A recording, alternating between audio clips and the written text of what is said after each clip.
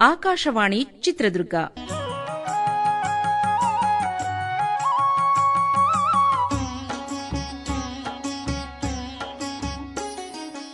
ಮಧ್ಯ ಕರ್ನಾಟಕದ ದಸರಾ ನಾಡಹಬ್ಬವೆಂದೇ ಪ್ರಸಿದ್ಧಿಯಾದ ಚಿತ್ರದುರ್ಗದ ಶ್ರೀ ಮುರುಘರಾಜೇಂದ್ರ ಬೃಹನ್ಮಠವು ಹಮ್ಮಿಕೊಂಡಿರುವ 2025ನೇ ಸಾಲಿನ ಶರಣ ಸಂಸ್ಕೃತಿ ಉತ್ಸವದ ಸಿದ್ಧತೆ ಕುರಿತು ಶ್ರೀಮಠದ ಆಡಳಿತ ಮಂಡಳಿಯ ಸದಸ್ಯರಾದ ಡಾ ಬಸವಕುಮಾರ ಸ್ವಾಮೀಜಿ ಅವರೊಂದಿಗೆ ಸಂದರ್ಶನ.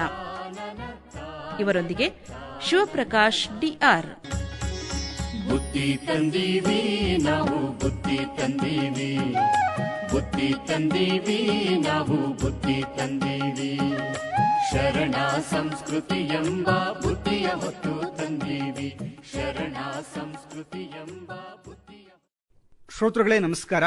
ಮಧ್ಯ ಕರ್ನಾಟಕದ ದಸರಾ ನಾಡಹಬ್ಬವೆಂದೇ ಪ್ರಸಿದ್ಧಿಯಾಗಿರುವಂತಹ ನಮ್ಮ ಚಿತ್ರದುರ್ಗ ಜಿಲ್ಲೆಯ ಶ್ರೀ ಮುರುಘರಾಜೇಂದ್ರ ಬೃಹನ್ಮಠ ಪ್ರತಿ ವರ್ಷ ಶರಣ ಸಂಸ್ಕೃತಿ ಉತ್ಸವವನ್ನು ಹಮ್ಮಿಕೊಳ್ತಾ ಬರ್ತಾ ಇದೆ.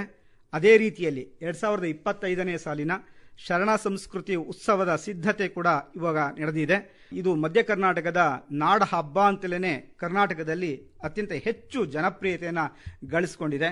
ಇದು ಶರಣ ಸಂಸ್ಕೃತಿಯ ಪರಂಪರೆಯನ್ನು ಪ್ರತಿಷ್ಠಾಪಿಸುವ ಮತ್ತು ಅದನ್ನು ಪುನರುಜ್ಜೀವನಗೊಳಿಸುವ ನೆಲೆಗಟ್ಟಿನಲ್ಲಿ ಆಯೋಜಿಸ್ತಾ ಬರ್ತಾ ಇರುವಂತಹ ಒಂದು ಪ್ರಮುಖವಾದಂತಹ ಉತ್ಸವ ಇದು. ಈ ಬಾರಿಯ ಉತ್ಸವದ ಸಿದ್ಧತೆ ಹೇಗಿದೆ ಅನ್ನೋದ್ರ ಬಗ್ಗೆ ಮುರುಘಾ ಮಠದ ಆಡಳಿತ ಮಂಡಳಿಯ ಸದಸ್ಯರಾಗಿರುವಂತಹ ಡಾ ಬಸವಕುಮಾರ ಸ್ವಾಮೀಜಿಗಳು ಇವತ್ತು ನಮ್ಮ ಸ್ಟುಡಿಯೋದಲ್ಲಿದ್ದಾರೆ. ಸ್ವಾಮೀಜಿಗಳೇ, ತಮಗೆ ಇವತ್ತಿನ ಈ ಕಾರ್ಯಕ್ರಮಕ್ಕೆ ತಮಗೆ ನಮಸ್ಕಾರ ಹಾಗೂ ಎಲ್ಲ ಶ್ರೋತೃಗಳ ಪರವಾಗಿ ಸ್ವಾಗತ. ಶರಣಾರ್ಥಿಗಳು. ಈ ಬಾರಿಯ ಶರಣ ಸಂಸ್ಕೃತಿ ಉತ್ಸವದ ಸಿದ್ಧತೆ ಸ್ವಾಮೀಜಿ ಹೇಗೆ ನಡೆದಿದೆ ಅಂತ ಹೇಳಿ ನಮ್ಮ ಶ್ರೋತೃಗಳಿಗೆ ಹೇಳೋದಕ್ಕೆ ಬಯಸ್ತೀರಿ? ತುಂಬಾ ಚೆನ್ನಾಗಿ ನಡೆದಿದೆ. ಮುಖ್ಯವಾಗಿ ಈ ಬಾರಿ ಕೆಲವು ವಿಶೇಷತೆಗಳನ್ನು ಅಳವಡಿಸಿಕೊಂಡಿದ್ದೇವೆ. ಏಕೆಂದರೆ ಮಧ್ಯ ಕರ್ನಾಟಕದಲ್ಲಿ ಮೈಸೂರು ದಸರಾವನ್ನ ಬಿಟ್ರೆ ಎರಡನೇ ದಸರಾ ಅಂತಂದ್ರೆ ಅದು ಚಿತ್ರದುರ್ಗ ಮುರುಘಾ ಮಠದ ದಸರಾ ಮಹೋತ್ಸವ ಆಗಿರುತ್ತದೆ. ಅದು ಶರಣ ಸಂಸ್ಕೃತಿ ಉತ್ಸವವಾಗಿ ಮಾರ್ಪಾಡುಗೊಂಡಿದೆ. ವಿಶ್ವ ಸಾಂಸ್ಕೃತಿಕ ಇತಿಹಾಸದಲ್ಲಿ 12ನೇ ಶತಮಾನ ಬಸವಾದಿ ಶರಣರ ಸಾಮಾಜಿಕ ಚಳುವಳಿಯು ವರ್ಣ, ವರ್ಗ, ಜಾತಿ ಮತ್ತು ಲಿಂಗಾಧಾರಿತ ಅಸಮಾನತೆ, ಅಸಹಿಷ್ಣುತೆ ಮತ್ತು ಮೌಢ್ಯಾಚರಣೆಗಳಿಗೆ ಪರಿಹಾರವಾಗಿ ಬಸವಾದಿ ಶಿವಶರಣರು ಪರಿಕಲ್ಪಿಸಿ ಪ್ರಾಯೋಗಿಸಿ ಅನುಷ್ಠಾನಗೊಳಿಸಿದ ಶರಣ ಸಂಸ್ಕೃತಿ ಮತ್ತು ವಚನ ಸಾಹಿತ್ಯದ ಮುಖಾಂತರವಾಗಿ ಸಮಾಜದಲ್ಲಿ ಬಹುದೊಡ್ಡ ಬದಲಾವಣೆಯನ್ನ ತೆಗೆದುಕೊಂಡ್ಬಂದ್ರು. ಆ ಜೊತೆಯಲ್ಲಿ ಅನುಭವ ಮಂಟಪ ಅನ್ನುವಂಥ ಒಂದು ಜನವೇದಿಕೆಯನ್ನ ಸಿದ್ಧ ಮಾಡಿದ್ರು. ಶೂನ್ಯ ಪೀಠವೆಂಬ ನಿರ್ದೇಶನ ಪ್ರಾಧಿಕಾರಗಳು ಇವತ್ತಿನ ಪ್ರಜಾಸತ್ತೆಯ ಮೂಲ ಪ್ರೇರಣೆಗಳು ಅನುಭವ ಮಂಟಪ ಮತ್ತು ಶೂನ್ಯಪೀಠ. ಈ ಪರಂಪರೆಯಲ್ಲಿ ಸಾಗಿ ಬಂದಿರುವ ಚಿತ್ರದುರ್ಗದ ಶ್ರೀ ಮುರುಘರಾಜೇಂದ್ರ ಬೃಹನ್ಮಠವು ಪ್ರತಿ ವರ್ಷವೂ ನಾಡಿನ ದಸರಾ ಮಹೋತ್ಸವದಂತೆ ಶ್ರೀಮಠವು ಶರಣ ಸಂಸ್ಕೃತಿ ಉತ್ಸವವನ್ನು ಆಚರಿಸಿಕೊಂಡು ಬರ್ತಾ ಇದೆ. ಶರಣ ಸಂಸ್ಕೃತಿ ಉತ್ಸವದ ಸಿದ್ಧತೆ ಚಿತ್ರದುರ್ಗದಲ್ಲಿ ಶ್ರೀ ಮುರುಘಮಠದ ಪರಂಪರೆಯಲ್ಲಿ ಹೇಗೆ ನಡೆದುಕೊಂಡು ಬಂದಿದೆ ಅನ್ನೋದ್ರ ಬಗ್ಗೆ ಮಾಹಿತಿಯನ್ನ ತಾವು ನೀಡಿದ್ರಿ. ಅದರಲ್ಲಿ ಪ್ರಮುಖವಾಗಿ ಸ್ವಾಮೀಜಿ, ಈ ಶರಣ ಸಂಸ್ಕೃತಿ ಉತ್ಸವದ ಒಂದು ಸಿದ್ಧತೆ ನಡೆಯುವಂತ ಸಂದರ್ಭದಲ್ಲಿ ತಾವು ಒಂದು ಪ್ರಜಾಸತ್ತಾತ್ಮಕವಾದಂತಹ ನೆಲೆಗಟ್ಟಿನಲ್ಲಿ ಅನೇಕ ವಿದ್ವಾಂಸರನ್ನ, ಪ್ರಾಜ್ಞರನ್ನ ಕರೆಸಿ ಅವರ ಜೊತೆ ಸಮಾಲೋಚನೆಯನ್ನು ನಡೆಸಿ ಆಡಳಿತ ಮಂಡಳಿಯ ಅಧ್ಯಕ್ಷರು, ಸದಸ್ಯರು ನೀವೆಲ್ಲರೂ ಕೂಡ ಸೇರಿ ಒಂದು ಪೂರ್ವಭಾವಿ ಸಿದ್ಧತೆ ಕೂಡ ನಡೆಸ್ತೀರಿ. ಅದರ ಬಗ್ಗೆ ಮಾತಾಡಿ ಸ್ವಾಮೀಜಿ. ಈ ಬಾರಿ ಶರಣ ಸಂಸ್ಕೃತಿ ಉತ್ಸವವನ್ನು ಅತ್ಯಂತ ವೈಭವವಾಗಿ, ಅರ್ಥಪೂರ್ಣವಾಗಿ, ಸರಳವಾಗಿನೂ ಕೂಡ ಯಾವುದೇ ದುಂದು ವೆಚ್ಚಗಳು ಮಾಡಬಾರದು ಅಂತ ಹೇಳಿಬಿಟ್ಟು ನಮ್ಮ ಶ್ರೀ ಜಗದ್ಗುರು ಮುರುಘರಾಜೇಂದ್ರ ಬೃಹನ್ಮಠದ ಅಧ್ಯಕ್ಷ ಆದಂಥ ಶಿವಯೋಗಿ ಸಿ ಕಳಸದ್ದವರು ಮತ್ತು ಆಡಳಿತ ಮಂಡಳಿ ಸದಸ್ಯರಾದಂಥ ನಾಡೋಜ ಪ್ರಶಸ್ತಿ ಪುರಸ್ಕೃತರಾದಂಥ ಡಾಕ್ಟರ್ PS ಶಂಕರ್ ಅವರು ಮತ್ತು SN ಚಂದ್ರಶೇಖರ್ ಸರ್ ಇವರೆಲ್ಲರೂ ಕೂಡ ಕುಳಿತುಕೊಂಡು ಮೊದಲು ಒಂದು ತೀರ್ಮಾನವನ್ನ ಮಾಡಿದ್ವಿ. ಸಮಾಲೋಚನಾ ಸಭೆಯನ್ನ ಮಾಡಿ ಒಂದು ಜನರ ಆಶಯಗಳು ಏನಿದಾವೆ ಅನ್ನೋದನ್ನ ಅರ್ಥ ಮಾಡಿಕೊಂಡು ಆ ರೀತಿ ಪಟ್ಟಿ ಮಾಡಿಕೊಂಡು ಒಂದು ಬಹಿರಂಗ ಸಭೆಯನ್ನ ಮಾಡಿದ್ವಿ. ಯಾವ ಸಲಹೆಗಳು ರೈತರಿಂದ, ಜನಸಾಮಾನ್ಯರಿಂದ ಬರ್ತವೆ ಅದನ್ನ ಕ್ರೋಢೀಕರಿಸಿ ಈ ಬಾರಿ ಯಾವ ರೀತಿ ಶರಣ ಸಂಸ್ಕೃತಿ ಉತ್ಸವನ್ನ ಮಾಡಬೇಕು ಅಂತೇಳಿ ಒಂದು ಪೂರ್ವಭಾವಿ ಸಭೆಯನ್ನ ಮಾಡಿದ್ವಿ. ಕಳೆದ 1.5 ತಿಂಗಳ ಹಿಂದೆನೆ. ಆ ಸಂದರ್ಭದಲ್ಲಿ ಸಾಕಷ್ಟು ಸದ್ಭಕ್ತರು ಆ ಸಮಾರಂಭದಲ್ಲಿ ಭಾಗವಹಿಸಿದ್ರು. ನಮ್ಮ ಡಾಕ್ಟರ್ ಶ್ರೀ ಶಿವಯೋಗಿ ಸಿ ಕಳಸದ್ದವರ ಅಭಿಪ್ರಾಯದಂತೆ ಎಲ್ಲರ ಅಭಿಪ್ರಾಯಗಳನ್ನು ಸಂಗ್ರಹಿಸಿ ಒಟ್ಟಾರೆಯಾಗಿ ಒಂದು ಕಾರ್ಯಕ್ರಮದ ರೂಪರೇಷೆ ಹೇಗಿರಬೇಕು, ಯಾವ್ಯಾವ ಗೋಷ್ಠಿಗಳನ್ನು ಮಾಡಬೇಕು, ಯಾವ ಗೋಷ್ಠಿಗಳನ್ನು ಕೈ ಬಿಡಬೇಕು, ಯಾವುದು ನಿಜವಾಗ್ಲೂ ಅದು ಫಲಶ್ರುತಿಯನ್ನ ಪಡ್ಕೊಳ್ತತೆ ಮತ್ತು ಜನಸಾಮಾನ್ಯರಿಗೆ ಅನುಕೂಲ ಆಗ್ತತೆ ಅನ್ನುವಂಥದ್ದನ್ನ ವಿಶೇಷವಾಗಿ ಇಟ್ಟುಕೊಂಡು, ಮತ್ತು ಶರಣ ಸಂಸ್ಕೃತಿ ಉತ್ಸವದಲ್ಲಿ ಬಹಳ ವಿಶೇಷ ಅಂದ್ರೆ ಮಹಾದಾಸೋಹ. ಪ್ರತಿದಿನ ಕನಿಷ್ಠ ಪಕ್ಷ ಒಂದು 15ರಿಂದ 20,000 ಜನ ಪ್ರಸಾದವನ್ನು ಸ್ವೀಕರಿಸ್ತಾ ಇರ್ತಾರೆ. ಹಂಗಾಗಿ ನಮ್ಮ ಅಧ್ಯಕ್ಷರು ಕೂಡ ಇಲ್ಲ, ಪ್ರಸಾದ ವ್ಯವಸ್ಥೆ ಚೆನ್ನಾಗಿರಬೇಕು, ಸಮಾರಂಭಗಳು ನಡೀತಿರ್ತವೆ, ಅವು ನಡೆಯಂಗ್ ನಡೀಲಿ, ಆದಷ್ಟು ದಾಸೋಹ ವ್ಯವಸ್ಥೆ ಚೆನ್ನಾಗಿ ನಡೀಬೇಕು ಅನ್ನೋದನ್ನ ನಮ್ಗೆ ಹೇಳಿಕೆಯನ್ನು ಕೊಟ್ಟರು. ಮತ್ತು ಈ ಬಾರಿ ಅಧ್ಯಕ್ಷರು ಇಲ್ಲ, ವಿಚಾರ ಸಂಕಿರಣಗಳನ್ನು ಹೆಚ್ಚಿಗೆ ಮಾಡಿ, ಈ ಸಮ್ಮೇಳನಗಳು ಇವೆಲ್ಲ ಮಾತನಾಡಿ ಹೋಗ್ತಾರೆ, ಆದ್ರೆ ವಿಚಾರಗಳು ಉಳಿಯೋದಿಲ್ಲ. ಈ ಚೆನ್ನಾಗಿ ಒಳ್ಳೊಳ್ಳೆ ಪ್ರತಿಭಾವಂತರು ಮತ್ತೆ ಚೆನ್ನಾಗಿ ಮಾತನಾಡುವಂತವರು, ವಿಷಯ ಸಂಗ್ರಹ ಇರುವಂತ ಪರಿಣಿತರನ್ನ ಕರೆಸಿ ವಿಚಾರ ಸಂಕಿರಣವನ್ನು ಮಾಡಿ ಅಂತಂದ್ರು. ವಿಶೇಷವಾಗಿ ಕರ್ತೃ ಮುರುಗೇಶನ ಬಗ್ಗೆ ಒಂದು ಕೃತಿಯನ್ನ ನಾವು ಆವಾಗಲೇ ತಮ್ಮ ಜೊತೆ ಮಾತನಾಡಿದೆ. ಕರ್ತೃ ಮುರುಗೇಶನ ಬಗ್ಗೆ ಅಲ್ಲಿ ಇಲ್ಲಿ ನಮಗೆ ಕೃತಿಗಳು ಸಿಗ್ತವೆ, ಅವರ ಬಗೆಗಿನ ಒಂದು ಸಮಗ್ರ ಕೃತಿಯನ್ನ ನೀವು ತರಬೇಕು ಅನ್ನುವಂತ ದೃಷ್ಟಿಯಿಂದ ಒಂದು ವಿಚಾರ ಸಂಕಿರಣವನ್ನ ನಾವು ಏರ್ಪಡಿಸಿದ್ದೇವೆ. ಅಥಣಿ ಮುರುಗೇಂದ್ರ ಮಹಾಶ್ರೀಗಳದ್ದು ಮತ್ತು ಕರ್ತೃ ಮುರುಗೇಶನ ಶಾಂತಿವೀರ ಮುರುಘರಾಜೇಂದ್ರ ಮಹಾಸ್ವಾಮೀಜಿಯವರ ಕೃತಿಗಳ ಕುರಿತಾದಂತ ಒಂದು ವಿಚಾರ ಸಂಕಿರಣ ಕೂಡ ಏರ್ಪಡಿಸಿದೆ ಸರ್. ಪ್ರಸಕ್ತ ವರ್ಷದ ವಿಶೇಷತೆ ಅಂದ್ರೆ 12ನೇ ಶತಮಾನದಲ್ಲಿ ಬಸವಣ್ಣವರಿಂದ ಸ್ಥಾಪಿತವಾದ ಶೂನ್ಯ ಪೀಠದ ದಿವ್ಯ ಪರಂಪರೆಯ ವಾರಸುದಾರರು ಪರಮಪೂಜ್ಯ ಶ್ರೀ ಜಗದ್ಗುರು ಮುರಿಘಾ ಶಾಂತವೀರ ಮಹಾಸ್ವಾಮೀಜಿಯವರು ಚರಜಂಗಮರಾಗಿ ಲೋಕ ಕಲ್ಯಾಣವನ್ನ ಮಾಡುತ್ತಾ ಬಂದವರು. ಚಿತ್ರದುರ್ಗದ ನಾಯಕ ಬಿಚ್ಚುಗತ್ತಿ ಭರಮಣ್ಣ ನಾಯಕನ ಪ್ರಾರ್ಥನೆಗೆ ಒಲಿದು ಚಿತ್ರದುರ್ಗದಲ್ಲಿ ನೆಲೆ ನಿಂತವರಾದ್ದರಿಂದ ಇಲ್ಲಿ ಬೃಹನ್ಮಠ ಸ್ಥಾಪನೆ ಆಯಿತು. ಜೊತೆಗೆ ಶ್ರೀ ಮುರುಘಾ ಶಾಂತವೀರ ಮಹಾಸ್ವಾಮಿಗಳು ಬಸವ ತತ್ವವನ್ನ ಸಮಾಜ ಸಂಸ್ಕೃತಿಗಳ ಉನ್ನತೀಕರಣಕ್ಕೋಸ್ಕರವಾಗಿ ಶ್ರಮಿಸಿದ ಮಹಾ ತಪಸ್ವಿಗಳು. ಬಸವಾದಿ ಶರಣರ ತತ್ವ ಸಂದೇಶಗಳನ್ನ ಉಳಿಸಿ ಬೆಳೆಸಿದ ಮಹಾನುಭಾವಿಗಳು. ಅನೇಕ ರಾಜ ಮಹಾರಾಜರುಗಳಿಗೆ ಗುರುಗಳಾಗಿ ನಾಡ ನಿರ್ಮಾಣಕ್ಕೆ ನಾಂದಿ ಹಾಡಿದ ಪ್ರಾತಸ್ಮರಣೀಯರು. ಸ್ವತಃ ಅವರು ವಿದ್ವಾಂಸರಾಗಿದ್ದರು. ಶ್ರೀ ಮುರುಘಾ ಶಾಂತವೀರ ಮಹಾಸ್ವಾಮಿಗಳು ರಚಿಸಿದ ಒಟ್ಟು ಸಾಹಿತ್ಯವನ್ನ ಪುನರಾವಲೋಕನ ಮಾಡುವುದರ ಮೂಲಕ ಅವರ ಜೀವನ, ಸಾಹಿತ್ಯ, ಸಾಧನೆಗಳನ್ನು ಕುರಿತು ವಿಚಾರಗಳನ್ನು ಸಂಗ್ರಹಿಸಿ ಒಂದು ಸಮಗ್ರ ಕೃತಿರತ್ನವನ್ನು ಪ್ರಕಟಿಸಬೇಕೆಂಬ ಆಶಯದಿಂದ 2 ದಿವಸಗಳ ಕಾಲ ವಿಚಾರ ಸಂಕಿರಣವನ್ನು ಏರ್ಪಡಿಸಲಾಗಿದೆ. ಜೊತೆಗೆ ಬಸವಾದಿ ಶಿವಶರಣರು ಆವಿಷ್ಕರಿಸಿದ ಶಿವಯೋಗದ ಸಾಕಾರ ಮೂರ್ತಿಗಳಾಗಿ ಆಧುನಿಕ ಭಾರತಕ್ಕೆ ಬೆಳಕು ನೀಡಿದವರು ಶ್ರೀಮದ್ ಅಥಣಿ ಮುರುಗೇಂದ್ರ ಮಹಾಶಿವಯೋಗಿಗಳು. ಆ ಅಥಣಿ ಮುರುಗೇಂದ್ರ ಮಹಾಶಿವಯೋಗಿಗಳ ವಿಶೇಷತೆ ಅಂತಂದ್ರೆ, ಶರಣರ 25,000 ವಚನಗಳನ್ನು ನಮ್ಗೆ ಓದಲಿಕ್ಕೆ ಯಾರಿಗೂ ತಾಳ್ಮೆನೂ ಇಲ್ಲ, ಓದುವಂತ ಸಾಹಸವನ್ನು ನಾವು ಯಾರೂ ಮಾಡ್ಲಿಕ್ಕೆ ಸಾಧ್ಯ ಆಗೋದಿಲ್ಲ. ಆದರೆ ಅಥಣಿ ಮುರುಗೇಂದ್ರ ಮಹಾಶಿವಗಳ ಜೀವನವನ್ನ ಒಂದು ಬಾರಿ ನಾವು ಓದಿದ್ದೇ ಆದರೆ ಇಡೀ ಸಮಗ್ರ ವಚನ ಸಾಹಿತ್ಯವನ್ನೇ, ಶರಣ ಸಿದ್ಧಾಂತವನ್ನೇ ನಾವು ಓದಿದ ರೀತಿಯಲ್ಲಿ ನಮಗೆ ಅನುಭವಗಳಾಗ್ತವೆ. ಅಂತ ಮಹಾ ತಪಸ್ವಿಗಳು. ಚಿತ್ರದುರ್ಗದ ಮುರುಘರಾಜೇಂದ್ರ ಮಠಕ್ಕೂ ಅಥಣಿ ಮುರುಗೇಂದ್ರ ಮಹಾಶಿವಗಳಿಗೂ ಒಂದು ಅವಿನಾಭಾವ ಸಂಬಂಧ ಇದೆ. ಯಾಕೆ ಈ ಮಾತನ್ನ ಹೇಳ್ತೀನಿ ಅಂತಂದ್ರೆ, ಶಿವಯೋಗಿಗಳ ಪರಮ ಕೃಪೆಗೆ ಪಾತ್ರರಾದಂತವರು ಶ್ರೀ ಜಯದೇವ ಜಗದ್ಗುಗಳು, ಜಯವಿಭವ ಜಗದ್ಗುಗಳು, ಮಲ್ಲಿಕಾರ್ಜುನ ಜಗದ್ಗುಳವರು. ಅವರು ಜಗದ್ಗುಗಳು ಆಗಿದ್ರೂ ಕೂಡ ಅಥಣಿ ಮುರುಗೇಂದ್ರ ಮಹಾಶಿವಯೋಗಿಗಳಿಗೆ ಅವ್ರು ಯಾವಾಗಲೂ ಕೂಡ ಅವ್ರ ಮನಸ್ಸಿನಲ್ಲಿ ಶಿವಯೋಗಿಗಳನ್ನ ಕೂಡಿಸ್ಕೊಂಡು ಕೆಲಸವನ್ನ ಮಾಡ್ತಿದ್ದಂಥವ್ರು. ಅವರ ಶಿವಯೋಗಿಗಳ ಒಂದು ಶಕ್ತಿ ಹೇಗಿತ್ತು ಅಂತಂದ್ರೆ, ಸದೃಢ ಸಮಾಜಕ್ಕೆ ಕಾರಣರಾದಂತಹ ಶ್ರೀ ಬಾಲಗಂಗಾಧರ ತಿಲಕ್ರವರು ಕೂಡ ಅಥಣಿಗೆ ಬಂದರು ಶಿವಯೋಗಿಗಳು ನುಡಿಕೊಂಡು. ಅಂತ ಅಪರೂಪದ ಮಹಾ ತಪಸ್ವಿಗಳು. ಅಂತ ಶಿವಯೋಗಿಗಳ ಬದುಕು, ಅವರ ಶಿಷ್ಯ ಪರಂಪರೆ ಮತ್ತು ಶ್ರೀಮಠದ ಜೊತೆಗಿನ ಆತ್ಮೀಯ ಸಂಬಂಧ ಮೊದಲಾದ ವಿಷಯಗಳನ್ನು ಕುರಿತು ಒಂದು ದಿವಸ ವಿಚಾರ ಸಂಕಿರಣವನ್ನು ಶಿವಯೋಗಿಗಳ ಬಗ್ಗೆ ಬೆಳಗ್ಗೆ ಮತ್ತು ಮಧ್ಯಾಹ್ನದ ವಿಚಾರ ಸಂಕಿರಣವನ್ನು ಏರ್ಪಡಿಸಿದೆ. ಇದಲ್ಲದೆ ಬಸವಾದಿ ಶಿವಶರಣರ ವಿಶ್ವಮಾನ್ಯ ತತ್ವಗಳನ್ನ ಜನಮಾನಸಕ್ಕೆ ಮುಟ್ಟಿಸುವಂತಹ ಬಸವ ಸಂಸ್ಕೃತಿ ಅಭಿಯಾನ ವಿಶೇಷ. ಈ ಬಾರಿ ಲಿಂಗಾಯತ ಮಠಾಧಿಪತಿಗಳ ಒಕ್ಕೂಟ ಅಂತೇಳಿ ಇತ್ತೀಚೆಗೆ ಒಂದು 3 ತಿಂಗಳ ಹಿಂದೆ ರಚನೆಗೊಳ್ತು. ಆ ಎಲ್ಲ ಮಠಾಧಿಪತಿಗಳು ಶರಣರ ವಿಚಾರಗಳನ್ನ ನಾವೇ ಮನೆ ಮನೆಗಳಿಗೆ ಹೋಗಿ ಜಿಲ್ಲೆಯಾದ್ಯಂತ ಸಂಘಟನೆಯನ್ನ ಮಾಡಿ ಪ್ರತಿಯೊಂದು ಜಿಲ್ಲೆಗೂ ಕೂಡ ಈ ಅಭಿಯಾನವನ್ನ ಕೊಂಡೊಯ್ತಾ ಇದ್ದಾರೆ. ನಾಡಿನ ಪ್ರಮುಖ ಮಠಾಧೀಶರು ಇದರ ಮುಂಚೂಣಿಯಲ್ಲಿ ಕೆಲಸ ಮಾಡ್ತಾ ಇದ್ದಾರೆ. ದಿನಾಂಕ 28ನೇ ತಾರೀಕು ಇದೇ ತಿಂಗಳು ಅಭಿಯಾನ ಚಿತ್ರದುರ್ಗಕ್ಕೆ ಬರ್ತಾ ಇದೆ. ಆ ಒಂದು ಸಂದರ್ಭದಲ್ಲಿ ಆ ಅಭಿಯಾನವನ್ನು ಯಶಸ್ವಿಗೊಳಿಸಲಿಕ್ಕೋಸ್ಕರವಾಗಿ ಅಭಿಯಾನದ ಒಂದು ಭಾಗವಾಗಿ ಶರಣ ಸಂಸ್ಕೃತಿ ಉತ್ಸವದಲ್ಲಿ ಈ ಶರಣ ಸಂಸ್ಕೃತಿ ಮತ್ತು ಬಸವ ಸಂಸ್ಕೃತಿ ಇವೆರಡೂ ಒಂದೇನೆ. ಈ ಅಭಿಯಾನದಲ್ಲಿ ವಚನ ಜೇಂಕಾರ ಅಂತ ಹೇಳ್ಬಿಟ್ಟು ಏಕಕಾಲಕ್ಕೆ 5,000 ಶರಣೆಯರ ಕಂಠಸಿರಿಯಿಂದ ವಚನಾಮೃತ ಗಾನ ಸುಧೆಯನ್ನ ಮಾಡಿಸ್ತಾ ಇದ್ದೀವಿ. ಈಗಾಗಲೇ ಕಳೆದ ಒಂದು 20 ದಿವಸಗಳಿಂದ ಸಿದ್ಧತೆಗೊಂಡಿದೆ ಈ ಕಾರ್ಯಕ್ರಮ. 5,000 ಜನರ ನಾಲಿಗೆಯ ಮೇಲೆ ವಚನಗಳು ಕುಣಿತವೆ. ಎಲ್ಲರ ಕಿವಿಗಳಿಗೂ ಕೂಡ ವಚನಗಳನ್ನು ಕೇಳುವಂತ ಭಾಗ್ಯವನ್ನ ಈ ರೀತಿ ಆಗಬೇಕು ಅನ್ನುವಂಥದ್ದನ್ನ ಆಯೋಜನೆ ಇಟ್ಕೊಂಡಿದೆ. ತುಂಬಾ ವಿಶೇಷವಾದ ಕಾರ್ಯಕ್ರಮ ಇದು.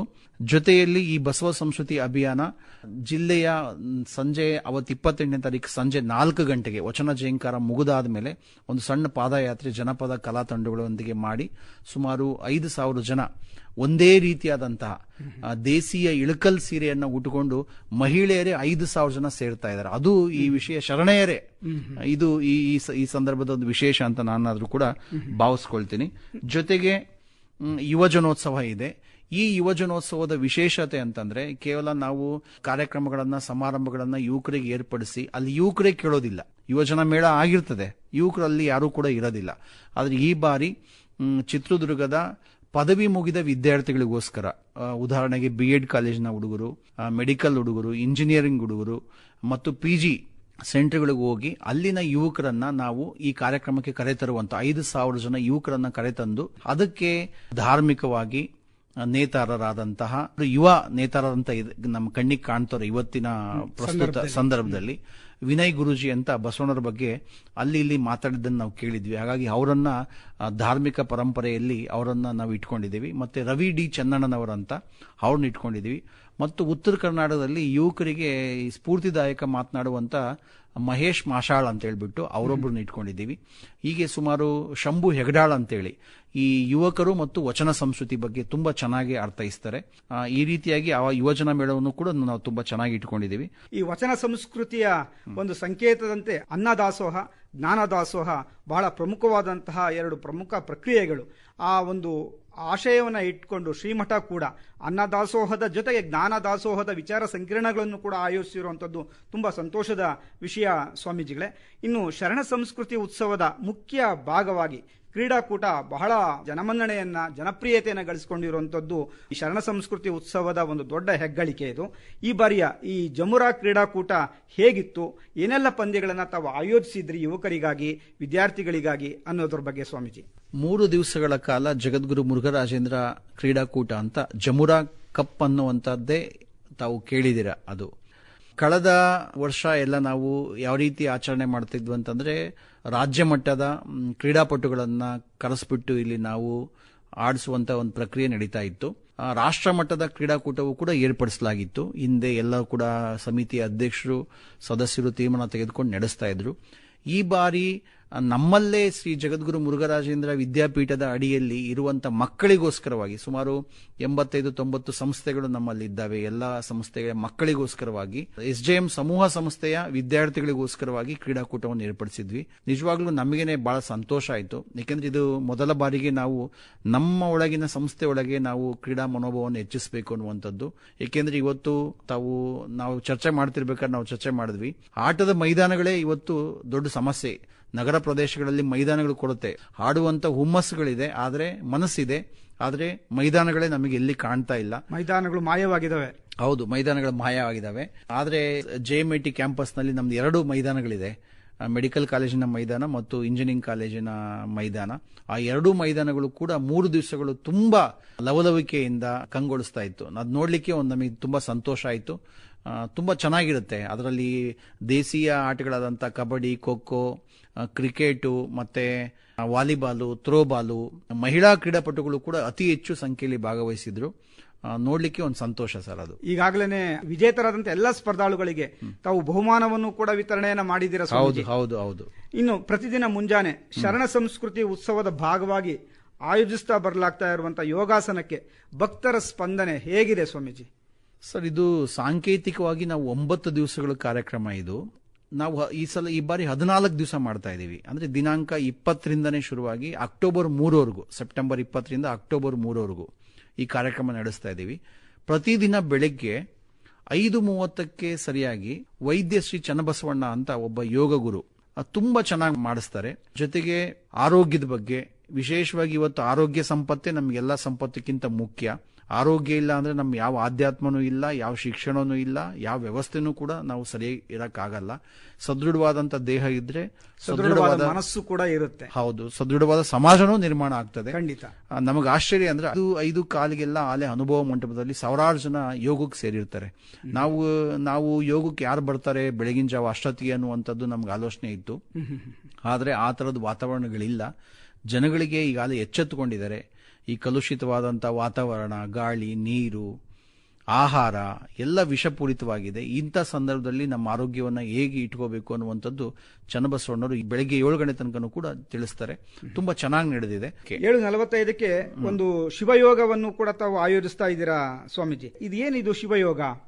ಸರ್, ಸಹಜ ಶಿವಯೋಗ ಬೆಳಗ್ಗೆ ಯೋಗಾಸನ ಇರ್ತದೆ. ಇದು ದೇಹ ಶುಚಿ, ಮನಶುಚಿನೂ ಹೌದು. ಆದರೆ ಶಿವಯೋಗ ಇದೆಯಲ್ಲ, ಇದು ಬಸವಾದಿ ಶಿವಶರಣರ ಒಂದು ಪರಿಕಲ್ಪನೆ ಸರ್. ಇದು ಈ ಶಿವಯೋಗ ನೀವು ಅದನ್ನ ಹೇಗೆ ಅಂತಂದ್ರೆ, ಇಲ್ಲಿ ದೃಷ್ಟಿಯೋಗಕ್ಕೆ ಬಹಳ ಮಹತ್ವವನ್ನು ಕೊಟ್ಟಿದ್ದಾರೆ ಬಸವಣ್ಣವರು. ಯಾಕೆ ದೃಷ್ಟಿಯೋಗಕ್ಕೆ ಮಹತ್ವ ಕೊಟ್ಟಿದ್ದಾರೆ ಅಂದ್ರೆ, ಹಾಲಿನಿಂದೊಡೆ ಸುಳಿದು ಸೂಸುವ ಗಾಳಿ ನಿಲ್ಲುವುದು ಅಂತಾರೆ. ನಮ್ಮ ಕಣ್ಣು ನಿಂತ್ರೆ ನಮ್ಮ ಮನಸ್ಸು ನಿಂತ್ಕೊಳ್ತತೆ. ನೋಟ ಶುದ್ಧವಾಗಿದ್ರೆ ಮಾತನಾಡೋ ಮಾತು, ನಡೆಯುವಂತ ನಡವಳಿಕೆ, ವರ್ತನೆ ಎಲ್ಲವೂ ಶುದ್ಧವಾಗ್ತದೆ. ನಮ್ಮ ಭಾವನೆಗಳು ಕೂಡ ಶುದ್ಧವಾಗ್ತವೆ. ಹಾಗಾಗಿ ನೋಟ ಸರಿ ಇರಬೇಕು ಅನ್ನೋ ಕಾರಣಕ್ಕೆ ಶಿವಯೋಗವನ್ನು ಮಾಡಿಸ್ತಾರೆ. ದಿನನಿತ್ಯ 7:45ರಿಂದ 8:45 9 ಗಂಟೆ ತನಕನೂ ಕೂಡ ಕರ್ತೃ ಮುರುಗೇಶನ ಕರ್ತೃ ಗದ್ದಿಗೆ ಮುಂದೆನೆ ಶಿವಯೋಗವನ್ನು ಮಾಡ್ತಾ ಇದೀವಿ. ಇದಕ್ಕೆ ಆಸಕ್ತರು ಸ್ವಲ್ಪ ಯೋಗಾಸನಕ್ಕಿಂತ ಸ್ವಲ್ಪ ಕಡಿಮೆ ಇದೆ. ಯಾಕೆಂದ್ರೆ ಈಗ ಆಧ್ಯಾತ್ಮಕ್ಕೆ ಜನಗಳು ಒಲವು ತೋರಿಸೋದು ಕಷ್ಟ. ಅದರಲ್ಲೂ ಶಿವಯೋಗವನ್ನ ಮಾಡಲಿಕ್ಕೆ ಬೇಕಾದ್ರೆ ದೇವಸ್ಥಾನಕ್ಕೆ ಬೇಕಾದ್ರೂ ಎಲ್ಲ ಲಕ್ಷಾನ್ಗಟ್ಲೆ ಜನ ಹೋಗ್ತಾರೆ. ಆದ್ರೆ ಕೂತು ಒಂದು 10 ನಿಮಿಷ ಧ್ಯಾನವನ್ನ ಮಾಡಪ್ಪ, ಲಿಂಗ ನಿರೀಕ್ಷಣೆ ಮಾಡಪ್ಪ ಜನ ಕಳ್ಕೊಂಡಿದ್ದಾರೆ. ಆದ್ರೂ ಕೂಡ ಆಸಕ್ತರು ಬಂದು ಬೆಳಗಿನ ಜಾವ ಶಿವಯೋಗಕ್ಕೆ ಭಾಗವಹಿಸ್ತಾ ಇದ್ದಾರೆ. ಅದು ಕೂಡ ಸಹಜ ಶಿವಯೋಗದ ವಿಶೇಷತೆ. ಇಷ್ಟಲಿಂಗ ಪರಿಕಲ್ಪನೆ ಬಸವಣ್ಣರ ಪರಿಕಲ್ಪನೆ ಸರ್. ಅದು ಆ ಇಷ್ಟಲಿಂಗದ ಪರಿಕಲ್ಪನೆಯನ್ನ ವೈಜ್ಞಾನಿಕವಾಗಿ, ತಾತ್ವಿಕವಾಗಿ ಮತ್ತು ಮನೋನಿಗ್ರಹದ ಒಂದು ಭಾಗವಾಗಿ ಆ ಶಿವಯೋಗವನ್ನು ಕೊಟ್ಟಿದ್ದಾರೆ. ಅದನ್ನ ಈ ಸಂದರ್ಭದಲ್ಲಿ ಕೆಲವೇ ವಿಚಾರಗಳಲ್ಲಿ ನಾವು ಹೇಳಲಿಕ್ಕೆ ಅಸಾಧ್ಯ. ಅದು ಶಿವಯೋಗದ ಬಗ್ಗೆ ನಾವು ನಿಮ್ಮ ಸಹಜ ಶಿವಯೋಗಕ್ಕೆ ಬಂದ್ರೆ ಅದರದ್ದು ಎಲ್ಲ ಅನುಭವಗಳು ಎಲ್ಲರಿಗೂ ಕೂಡ ಅದು ಅರ್ಥೈಸ್ತದೆ. ಸ್ವಾಮೀಜಿ, ಇನ್ನ ಈ ಆಟೋಟಗಳ ಸ್ಪರ್ಧೆ ಹೇಳಿದ್ರಿ, ಶಿವಯೋಗದ ಬಗ್ಗೆ ಹೇಳಿದ್ರಿ, ಯೋಗಾಸನಗಳ ಬಗ್ಗೆ ಹೇಳಿದ್ರಿ. ಹಾಗೇನೆ ಶ್ರೀಮಠ ಸಾರ್ವಜನಿಕರಿಗಾಗಿ, ವಿದ್ಯಾರ್ಥಿಗಳಿಗಾಗಿ ಹಲವು ಸ್ಪರ್ಧೆಗಳನ್ನ ಈ ಶರಣ ಸಂಸ್ಕೃತಿಯ ಒಂದು ಭಾಗವಾಗಿ ಏರ್ಪಡಿಸ್ತಾ ಬಂದಿದೆ. ಇದರ ಬಗ್ಗೆ ಒಂದಿಷ್ಟು ಮಾಹಿತಿ ಕೊಡಿ ಸ್ವಾಮೀಜಿ. ವಚನ ಕಂಠಪಾಠ ಸ್ಪರ್ಧೆ, ರಂಗೋಲಿ ಸ್ಪರ್ಧೆ ಮತ್ತು ಈ ಸಾವಯವ ಸಿರಿಧಾನ್ಯಗಳಿಂದ ಯಾರು ಅಡಿಗೆಯನ್ನ ಸಿದ್ಧ ಮಾಡ್ತಾರೋ ಅವರಿಗೆ ಬಹುಮಾನ ವಿತರಣೆ. ಏಕೆಂದ್ರೆ ಯಾರು ಸಾವಯವ ಅಡಿಗೆಯನ್ನ ಮಾಡೋದಿಲ್ಲ. ಏಕೆಂದ್ರೆ ಈಗ ನೀವು ಶೇಂಗಾನ ಹೋಗಿ ಗಾಣದ ಎಣ್ಣೆಯಲ್ಲಿ ಹಾಕಿ ತಂದು ಎಣ್ಣೆ ತಿಂದ್ರಪ್ಪ ಅಂದ್ರೆ ಯಾರು ತಿನ್ನಂಗಿಲ್ಲ. ಇವತ್ತು ಯಾವುದೋ ರಾಸಾಯನಿಕ ಇರುವಂತ ಎಣ್ಣೆಯನ್ನು ಕ್ರೂಡ್ ಆಯಿಲ್ ಹೌದು ತಂದು ಭೂಮಿಯಿಂದ ತೆಗೆದ ಕ್ರೂಡ್ ಆಯಿಲ್ ಅನ್ನೇ ಶುದ್ಧೀಕರಿಸಿ ಅದನ್ನ ಎಣ್ಣೆ ಅಂತ ಹೇಳಿ ಅದನ್ನ ಅಡಿಗೆಗೆ ಬಳಸ್ತಾ ಅನೇಕ ಅನಾರೋಗ್ಯಗಳಿಗೆ ನಾವು ಕಾರಣರಾಗಿದ್ದೀವಿ. ಇಂಥ ಸಂದರ್ಭದಲ್ಲಿ ದೇಸಿ ಎಣ್ಣೆಗಳನ್ನು ಹೇಗೆ ತಯಾರಿಸಬೇಕು, ದೇಸಿ ಪದಾರ್ಥಗಳನ್ನು ಹೇಗೆ ತಯಾರಿಸಬೇಕು ಅನ್ನೋದ್ರ ಬಗ್ಗೆ ಕೂಡ ತಾವು ಕಾಳಜಿಯನ್ನು ವಹಿಸಿ ಸಾವಯವ ಸಿರಿಧಾನ್ಯಗಳಿಂದ ತಯಾರಿಸಿದ ಅಡಿಗೆ ಸ್ಪರ್ಧೆನೂ ಕೂಡ ಇಟ್ಟಿದ್ದೀರಿ ಸ್ವಾಮೀಜಿ. ಸರ್, ವಿಶೇಷವಾಗಿ ಈ ಸಲ ಸಿರಿಧಾನ್ಯಗಳ ಅಡಿಗೆಯನ್ನೇ ಮಾಡಿಸ್ತಾ ಇದೀವಿ 2 ದಿವಸ. ಕೃಷಿ ಮೇಳದಲ್ಲಿ ವಿಶೇಷವಾಗಿ ರೈತರು ಪೂರ್ವಭಾವಿ ಸಭೆ ಕರೆದಾಗ ಸ್ವಾಮೀಜಿಯವರೇ ನಮ್ಮ ಚಿತ್ರದುರ್ಗ ಮುರುಘರಾಜೇಂದ್ರ ಮಠದಲ್ಲೂ ಕೂಡ ಸಾವಯವ ಅಡಿಗೆಯಿಂದ ಅಡಿಗೆ ಮಾಡಿ ಅಂತಂದ್ರು. ಅದು ಏಕೆಂದ್ರೆ ಇದು ಸಾರ್ವಜನಿಕ ಆಗಿರೋದ್ರಿಂದ ಸಾವಯವ ಸಾಮಗ್ರಿಗಳು ಸಿಗೋದು ಕಷ್ಟ ಆಗಿದೆ, ಅಪರೂಪ. ಯಾಕೆಂದ್ರೆ ನಮ್ಮ ಅಧ್ಯಕ್ಷರು ಒಂದ್ಸಲ ಹೇಳಿದ್ರು, ಇಲ್ಲಿ ಸಾವಯವ ಪದಾರ್ಥಗಳನ್ನ ಮಾರಾಟ ಮಾಡುವಂತ ಒಂದು ಮಳಿಗೆಯನ್ನು ಮಾಡಿ ಅಂತ. ನಮ್ಮ ಮುರುಘಾ ಮಠದ ಗ್ರಂಥಾಲಯ ಇದೆ ಪಕ್ಕದಲ್ಲಿ. ಆ ಗ್ರಂಥಾಲಯದಲ್ಲಿ ಪುಸ್ತಕವನ್ನು ಕೊಂಡ್ಕೊಳ್ಳೋರೇ ಇಲ್ಲ. ಅದಕ್ಕೆ ಏನ್ ಮಾಡಿದ್ರೆ ಅರ್ಧ ಭಾಗ ಗ್ರಂಥಾಲಯವನ್ನ ಈ ಸಾವಯವ ಸಿರಿಧಾನ್ಯಗಳನ್ನ ಇಟ್ವಿ. ಸ್ವಲ್ಪ ಬೇಡಿಕೆ ಇದೆ, ಪರವಾಗಿಲ್ಲ. ಆದ್ರೆ ನಮ್ಮ ನಿರೀಕ್ಷೆ ಅಂತ ಬೇಡಿಕೆಗಳಿಲ್ಲ. ಆದ್ರೆ 2 ದಿವಸಗಳ ಕಾಲ ಸಾವಯವದಿಂದನೇ ಅಡಿಗೆ ಮಾಡಬೇಕು. ಅವತ್ತಿಡೀ ಸಾವಿರಾರು ಜನ ಬಂದರಿಗೂ ಕೂಡ ಎಲ್ಲರಿಗೂ ಸಿರಿಧಾನ್ಯ ಪ್ರಸಾದ ಮಾಡಬೇಕು. ಕೃಷಿ ಮೇಳದಲ್ಲಿ ವಿಶೇಷವಾಗಿ ಈ ಕೃಷಿ ಮೇಳದಲ್ಲಿ ಈ ಸಲ ಬಹಳ ವಿಶೇಷವಾಗಿ ಅಂತಂದ್ರೆ ಇಕ್ರಾ ಅಂತ ಒಂದು ಸಂಸ್ಥೆ ಇದೆ ಸರ್, ತುಂಬಾ ಚೆನ್ನಾಗಿ ಕೆಲಸ ಮಾಡ್ತಾ ಇದೆ. ಅಲ್ಲಿ ಕೆಲಸ ಮಾಡುವಂತ 4-5 ಜನ ನಮಗೆ ಸಾಥ್ ಕೊಟ್ಟಿದ್ದಾರೆ. ಅವರೆಲ್ಲರೂ ಸೇರ್ಕೊಂಡು ಈ ಕಾರ್ಯಕ್ರಮವನ್ನು ಯಶಸ್ಸುಗೊಳಿಸಬೇಕು ಅಂತ ಹೇಳ್ಬಿಟ್ಟು ಒಣ ಬೇಸಾಯ ಮತ್ತು ರೈತರ ಬದುಕು ಅನ್ನುವಂಥ ವಿಷಯದ ಬಗ್ಗೆ ಅರಿವು ಪ್ರಭಾಕರ್, ಅಕ್ಕಡಿ ಬೇಸಾಯ ತಜ್ಞರು ಮುಳುಬಾಗ್ಲು, ಅವ್ರು ಬಂದು ಮಾತನಾಡ್ತಾರೆ. ಮತ್ತೆ ಇಲ್ಲೇ ನಮ್ಮ ಚಿತ್ರದುರ್ಗದವರು ವಿಶ್ವೇಶ್ವರ ಸಜ್ಜನ್ ಅಂತ ನೀವು ಕೇಳಿರಬೇಕು. ಹೌದು ಸ್ವಾಮೀಜಿ. ಕೃಷಿಕರು ಹುಲಿಕೆರೆ ಅಂತ ಬರುತ್ತೆ. ಒಣ ಭೂಮಿಯಲ್ಲಿ ಮರ ಬೇಸಾಯ ಹೇಗೆ ಅಂತ ಅವರು ಬೆಲ್ಲದ ಹಣ್ಣು ಮರ ಬೆಳೆಸಿದ್ದಾರೆ. ಒಂದು ಹೋಟೆಲ್ ಕೂಡ ಮಾಡ್ಕೊಂಡಿದ್ದಾರೆ ಇಲ್ಲಿ ಎಲ್ಲೋ ಒಂದು ಹತ್ರ. ತುಂಬಾ ಚೆನ್ನಾಗಿ ನಡೀತಾ ಇದೆ ಅದು. ಅವರು ವಿಶ್ವೇಶ್ವರ ಸಜ್ಜನ್ ಅಂತ. ವಿಶ್ವೇಶ್ವರ ಸಜ್ಜನ್ ಅವರನ್ನ ಕಳೆದ ತಿಂಗಳು ನಮ್ಮ ಆಕಾಶವಾಣಿನಲ್ಲಿ ಸಾಧಕರ ಸರಣಿ ಕಾರ್ಯಕ್ರಮದಲ್ಲಿ ನೇರ ಫೋನ್ ಇನ್ ಕಾರ್ಯಕ್ರಮಕ್ಕೆ 1 ಗಂಟೆಗಳ ಕಾಲ ನಮ್ಮ ಆಕಾಶವಾಣಿ ಎಲ್ಲ ಕೇಳುಗರ ಜೊತೆನಲ್ಲಿ ಅವರು ಸಂವಾದವನ್ನ ಮಾಡಿದ್ರು ಸ್ವಾಮೀಜಿ. ಹೇಳಿ ಸ್ವಾಮೀಜಿ. ತುಂಬಾ ಚೆನ್ನಾಗಿ ಮಾತನಾಡ್ತಾರೆ. ಅಂತವರು ಕೂಡ ಬಂದು ಇಲ್ಲಿ ಉಪನ್ಯಾಸವನ್ನ ಮಾಡ್ತಾ ಇದ್ದಾರೆ. ಮತ್ತೆ ನಮ್ಮ ಕೃಷಿ ಪಂಡಿತರು ಮತ್ತು ರಾಜ್ಯೋತ್ಸವ ಪ್ರಶಸ್ತಿ ಪುರಸ್ಕೃತರಾದಂತಹ ಶ್ರೀ ಚಂದ್ರಶೇಖರ್ ನಾರಾಯಣಪುರ ಅಂತ ಹೇಳ್ಬಿಟ್ಟು ಅವರು ಪ್ರಕೃತಿಯ ಉಳಿವಿಗೆ ನೈಸರ್ಗಿಕ ಕೃಷಿ ಹೇಗೆ ಅನ್ನೋದನ್ನು ಕುರಿತು ಅವರು ಮಾತನಾಡ್ತಾರೆ. ಇದೆಲ್ಲ ನಾವು ಸುಮಾರು ಒಂದು 60-70 ಜನ ರೈತರು ಚಿತ್ರದುರ್ಗ ಜಿಲ್ಲೆಯವರು ಸೇರಿಕೊಂಡು ಒಂದು ಸಭೆಯನ್ನ ಮಾಡಿ ಎಷ್ಟು ಅರ್ಥಪೂರ್ಣವನ್ನು ಮಾಡ್ಲಿಕ್ಕೆ ಸಾಧ್ಯ ಅನ್ನುವಂಥದ್ದು. ಈ ಒಂದು ಕಾರ್ಯಕ್ರಮಕ್ಕೆ ನಮ್ಮ ಕೇಂದ್ರ ಸಚಿವರಾದಂಥ ಸೋಮಣ್ಣವರು ಬರ್ತಾ ಇದ್ದಾರೆ ಮತ್ತು ಕರ್ನಾಟಕ ರಾಜ್ಯ ಕೃಷಿ ಬೆಲೆ ಆಯೋಗದ ಅಧ್ಯಕ್ಷ ಆದಂಥ ಡಾಕ್ಟರ್ ಅಶೋಕ್ ದಳವಾಯಿ ಅವರು ಬರ್ತಾ ಇದ್ದಾರೆ. ಮತ್ತೆ ನಮ್ಮ ಪುಟ್ಟಣ್ಣನವರ ಸುಪುತ್ರನಾದಂಥ ಶಾಸಕರು ಈಗ ಶ್ರೀ ದರ್ಶನ್ ಪುಟ್ಟಣ್ಣನವರು ಬರ್ತಾ ಇದ್ದಾರೆ. ಇಲ್ಲಿನ ರೈತರೇ ಆಯ್ಕೆ ಮಾಡಿ ಅವರನ್ನು ಒಪ್ಪಿಸಿ ಉತ್ಸವಕ್ಕೆ ನಮಗೆ ಹೆಸರನ್ನು ಕೊಟ್ಟಿದ್ದಾರೆ. ನಮ್ಮ ಮಾಜಿ ಶಾಸಕರಾದಂಥ ಚನ್ನಗಿರಿಯ ಮಹಿಮಾ ಜಿ ಪಾಟೀಲ್ ಅವರು ಬರ್ತಾ ಇದ್ದಾರೆ, MB ಪಾಟೀಲ್ ಅವರು ಬರ್ತಾ ಇದ್ದಾರೆ, ಕೃಷಿ ಸಚಿವರಾದಂಥ ಚಲುವರಾಯಣ ಸ್ವಾಮಿ ಬರ್ತಾ ಇದ್ದಾರೆ, ಜಿಲ್ಲಾ ಸಚಿವರು ಡಿ ಸುಧಾಕರ್ ಬರ್ತಾ ಇದ್ದಾರೆ. ಒಟ್ಟಾರೆ ಕೃಷಿ ಮೇಳ ತುಂಬಾ ಅರ್ಥಪೂರ್ಣವಾಗಿ ಬೆಳಗಿನ ಒಂದು ವಿಚಾರ ಸಂಕಿರಣ ಬೇರೆ ಇರುತ್ತೆ, ಮಧ್ಯಾಹ್ನ ಒಂದು ವಿಚಾರ ಸಂಕಿರಣ ಬೇರೆ ಇರ್ತದೆ. ಮತ್ತೆ ನಮ್ಮ ಜೊತೆಗೆ ಬಹಳ ಮುಖ್ಯವಾಗಿ ಕಾರ್ಯನಿರ್ವಹಣಾಧಿಕಾರಿ ಆಕಾಶ್ ಅಂತ ಕಾಣಿಸ್ತದೆ, ಚಿತ್ರದುರ್ಗ ಜಿಲ್ಲೆಯವರು, ಡಾಕ್ಟರ್ ಆಕಾಶ್ ಅಂತೇಳಿ. ಆದರೆ ನಾವು ಕೃಷಿ ಮೇಳ ಮಾಡೋದ್ರ ಬಗ್ಗೆ ಅವ್ರು ನಮ್ಮ ಮುರುಘಾ ಮಠಕ್ಕೆ ಒಂದು ಸಭೆ ಕರೆದಾಗ ಅವ್ರು ಸ್ಪಂದಿಸಿದಂಥ ರೀತಿ ನಿಜವಾಗ್ಲೂ ನಮಗೆ ಸಂತೋಷ ಅಂತ ತಂದುಕೊಟ್ಟಿದೆ.